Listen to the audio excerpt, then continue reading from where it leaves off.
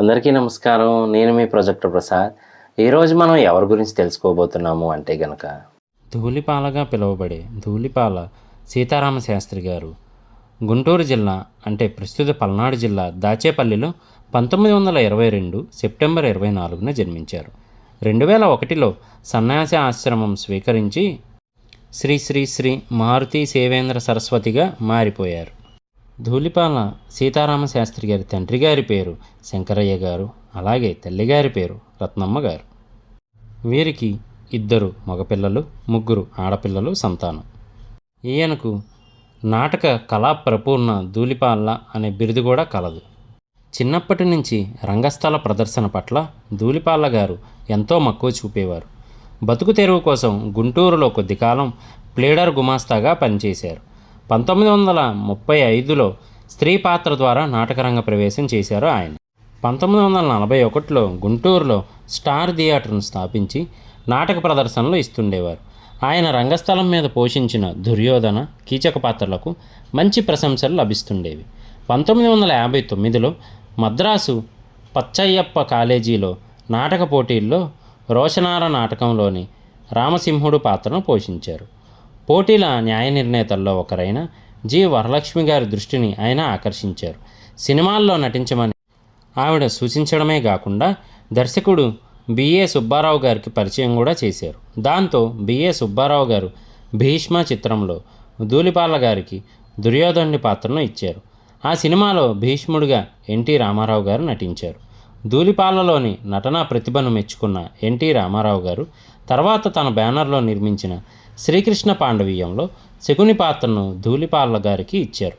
ఆ పాత్ర ధూళిపాల గారి కెరియర్లోనే మైలురాలిగా నిలిచింది.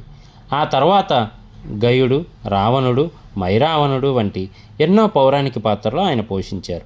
సాంఘిక చిత్రాల్లో సైతం సాత్విక, దుష్ట పాత్రలు పోషించి అందరినీ మెప్పించారు. దానవీర సూరకర్ణ, కథానాయకుడు, ఆత్మగౌరవం, ఉండమ్మ బొట్టు పెడతా వంటి ఎన్నో చిత్రాల్లో ఆయన నటించారు. చూడాలని ఉంది, శ్రీ ఆంజనేయం, మురారి వంటి సినిమాల్లో ఆయన నటించిన ఆఖరి చిత్రాలు. అలాగే ఈయన ఆధ్యాత్మికంగానూ ఉండేవారు. మరి ఆయన ఆధ్యాత్మిక జీవితం విషయానికి వస్తే కనుక నటరాజ సేవలో తరించిన ధూళిపాల గారు చనిపోవడానికి సుమారు 10 ఏళ్ల క్రితం సినీ జీవితానికి స్వస్తి చెప్పి ఆధ్యాత్మిక జీవితానికి తెరతీశారు. పుట్టిన జీవి ఎప్పటికైనా కిట్టక తప్పదు.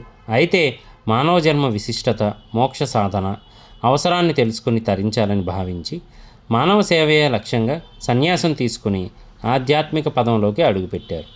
తనకున్న సంపదను త్యజించారు. 2001 మే 7న కంచి కామకోటి పీఠాధిపతి జయేంద్ర సరస్వతి గారి ద్వారా ఆయన సన్యాస దీక్షను స్వీకరించారు. అప్పటి నుంచి శ్రీ మారుతి సేవేంద్ర సరస్వతి పేరుతో వ్యవహారంలో ఉన్నారు. గుంటూరు మారుతీనగర్లో మారుతి దేవాలయాన్ని నిర్మించి రామాయణం, సుందరాకాండలను తెలుగులోకి తిరిగి రాశారు. ధూళిపాల ట్రస్టును ఏర్పాటు చేసి సేవా కార్యక్రమాలు చేస్తూ ధూళిపాల కళావాహిని స్థాపించి కళారంగాన్ని ప్రోత్సహించారు. 3.5 దశాబ్దాల పాటు కళామ తల్లికి సేవలందించి శేష జీవితాన్ని ఆధ్యాత్మిక చింతనలో గడిపారు ధూళిపాల గారు. మరి ధూళిపాల గారికి వచ్చిన పురస్కారాలు అవి తెలుసుకోవాలి కదా, రండి తెలుసుకుందాం. నాటక సినీ రంగాల్లో ఆయన ప్రతిభకు నిదర్శనంగా ఎన్నో అవార్డులు, రివార్డులు దక్కాయి.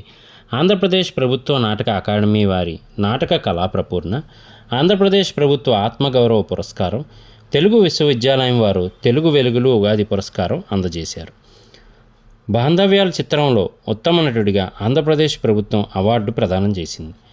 అజో విభో కందాలం ఫౌండేషన్ 2007లో ప్రతిభా పురస్కారం అందజేసింది. తమిళ పత్రికలు సైతం ఆయనను నడిప్పిల్ పులి, నడత్తల్ పశువు అని అభివర్ణించారు. అంటే వాటి అర్థం నటనలో పులి, నడతలో గోవు అనే అర్థం. ఇంకా సాంస్కృతిక సంఘాల సత్కారాలు ఎన్నో లభించాయి మన ధూళిపాల సీతారామ శాస్త్రి గారికి. మరి శకునిగా, అలాగే మైరావణుడిగా, గయుడిగా ఎంతో పేరు తెచ్చుకున్న మన ధూళిపాల గారు మరణం చాలా బాధాకరమనే చెప్పాలి.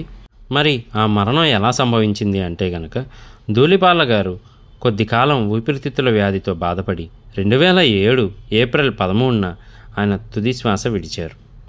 మరి ఆయన నటించిన కొన్ని సినిమాల విషయానికి వస్తే కనుక మాయాబజార్, పూలరంగడు, కలెక్టర్ జానకి, మహామంత్రి తిమ్మరసు, నర్తనశాల, శ్రీకృష్ణార్జున యుద్ధం, బొబ్బిలి యుద్ధం, మైరావణ, వీరాభిమన్యు, శివరాత్రి మహత్యం, శ్రీకృష్ణ పాండవీయం, అలాగే శ్రీకృష్ణావతారం, అగ్గి మీద గుగ్గిలం, బాంధవ్యాలు, ఆత్మీయులు, అల్లుడే మేనల్లుడు, బాలరాజు కథ, రెండు కుటుంబాల కథ, బాలభారతం, మంచి మనుషులు, గుణవంతుడు, శ్రీరామాంజనేయ యుద్ధం, సీతా కళ్యాణం, దానవీర సూరకన్య, జగన్మోహిని మొదలైన చిత్రాలు. ఈ వీడియోలో చెప్పిన వివరాలన్నీ కూడా మేము కూడా సామాజిక మాధ్యమాల ద్వారా మాత్రమే తీసుకోగలిగాం. అంతే తప్ప అప్పటి పరిస్థితుల్ని కానీ సంఘటనలు కానీ ప్రత్యక్షంగా మనుషుల్ని చూసింది కానీ లేదు. కావున ఈ వీడియోలో ఎటువంటి తప్పులు జరిగినా దయచేసి క్షమించవలసిందిగా కోరుకుంటున్నాము. అలాగే మన ఛానల్లో ఏ ఇతర వీడియోలో అయినా తప్పులు జరిగి ఉంటే క్షమించవలసిందిగా కోరుకుంటున్నాము. నేను మీ ప్రొజెక్టర్ ప్రసాద్. మళ్ళీ నెక్స్ట్ వీడియోలో ఇంకొకరితో కలుస్తాను. అప్పటి వరకు మన ఛానల్ చూస్తూ ఉండండి. Thank you.